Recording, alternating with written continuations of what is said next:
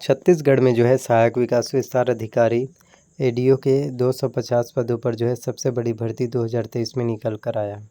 तो सहायक विकास विस्तार अधिकारी एडीओ के 250 पोस्ट के लिए आवेदन करने के लिए सबसे पहले योग्यता क्या होगा, सिलेबस और एग्ज़ाम पैटर्न क्या होगा, कट ऑफ कितना जाएगा, एडीओ में सैलरी कितना मिलेगा, चयन प्रक्रिया किस तरह से होगा, सिलेक्शन प्रोसीजर, आवेदन करने की प्रारंभिक तिथि क्या होगा, वही आवेदन करने की अंतिम तिथि क्या होगा, सभी जानकारी आप लोगों को इस वीडियो के माध्यम से जो है मिलने वाला। तो वीडियो को लास्ट तक जरूर देखना। तो छत्तीसगढ़ में जो है सहायक विकास विस्तार अधिकारी एडीओ के कुल टोटल 250 पोस्ट जो है नई वैकेंसी जो है निकल कर आ चुका है।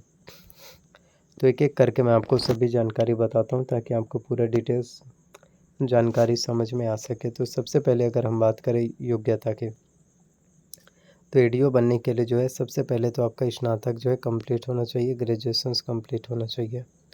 वहीं अगर हम बात करें आपके मान्यता प्राप्त किसी भी मान्यता प्राप्त यूनिवर्सिटी विश्वविद्यालय से स्नातक, और आयु सीमा की बात किया जाए, एज लिमिट आपका जो है कितना होना चाहिए, मिनिमम एज लिमिट, वहीं मैक्सिमम एज लिमिट। तो मिनिमम एज लिमिट होना चाहिए वो है आपका 21 वर्ष, वहीं मैक्सिमम एज लिमिट आपका होना चाहिए 35 वर्ष।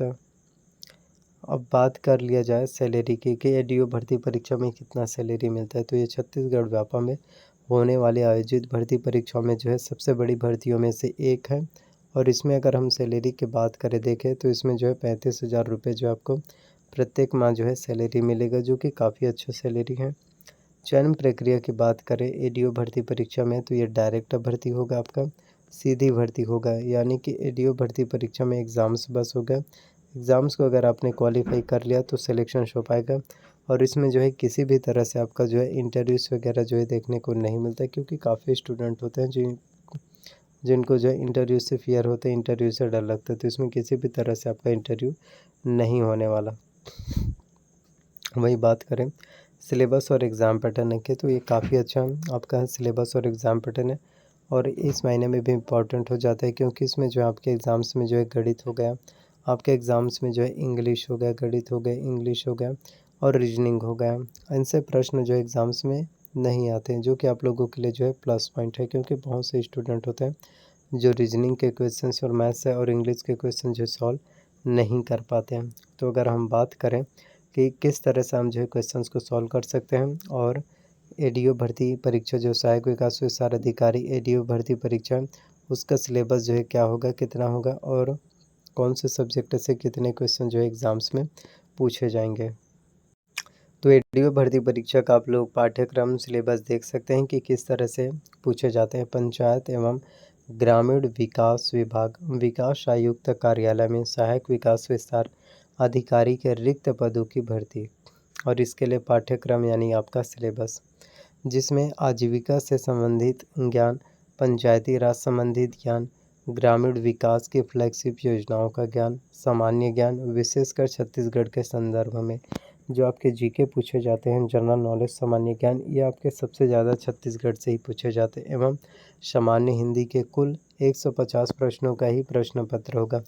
प्रश्न पत्र में सभी प्रश्न जो है वस्तुनिष्ठ होंगे, जिसमें जो है 4 विकल्प में से एक विकल्प जो है सही होगा।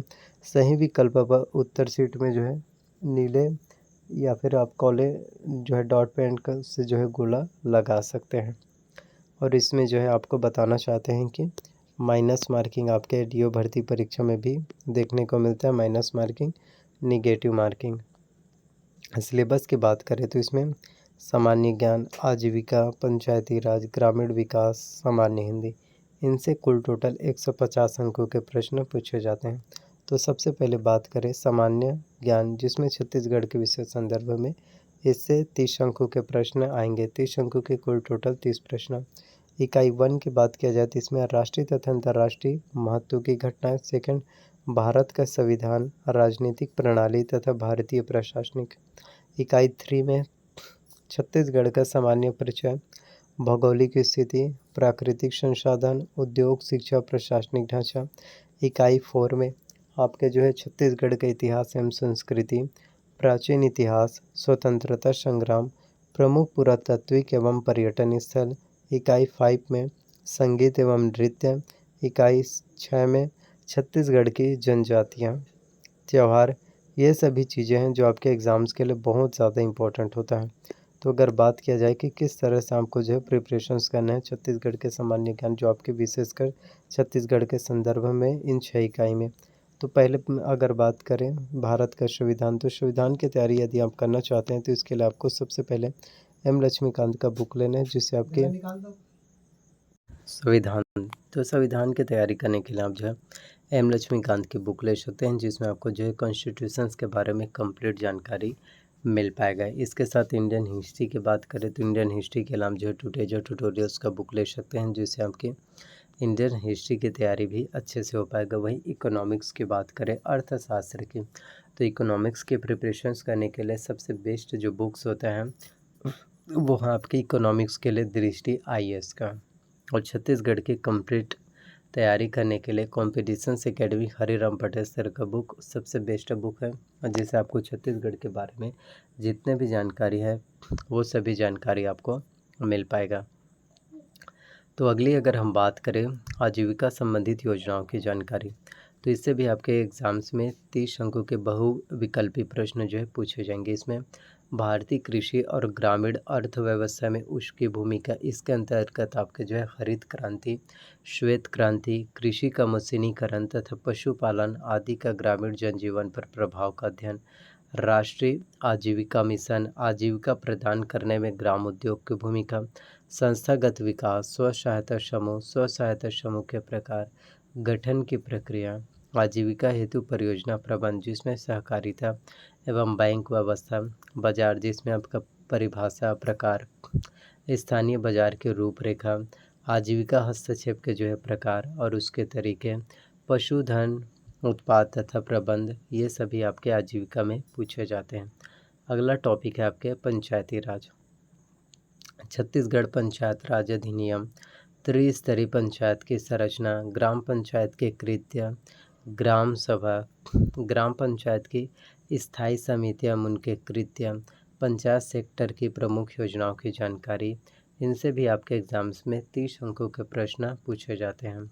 लास्ट है जो आपका सिलेबस में ग्रामीण विकास की फ्लैगशिप योजनाओं की जानकारी, 30 बहुविकल्पी प्रश्न आएंगे, जिसमें आपका ग्रामीण विकास की विभिन्न योजनाएं, जिसमें उसका उद्देश्य, पात्रता, मिलने वाली सहायता की जानकारी, ग्रामीण विकास की योजनाओं की संक्षिप्त जानकारी, जिसमें आपका महात्मा गांधी राष्ट्रीय रोजगार गारंटी योजना, राष्ट्रीय ग्रामीण आजीविका मिशन, स्वर्ण जयंती ग्राम स्वरोजगार योजना, इंदिरा आवास योजना, एकीकृत जल ग्रहण प्रबंधन कार्यक्रम, आम आदमी बीमा योजना, प्रधानमंत्री ग्राम सड़क योजना, मुख्यमंत्री ग्राम सड़क योजना, सामाजिक अंकेक्षण, ग्रामीण विकास की योजना के क्रियान्वयन में जो है बैंकों की भूमिका, सूचना के अधिकारी अधिनियम 2005 और जल ग्रहण प्रबंधन के उद्देश्यम योजनाएं, ये पूछे जाते हैं। और लास्ट है आपके हिंदी से 30 अंकों के प्रश्न। तो ये आपके जो है ADO भर्ती परीक्षा में कंप्लीट आपके पूरे सिलेबस हैं, जो कि काफ़ी ज़्यादा इम्पोर्टेंट होता है। 250 पोस्ट जो है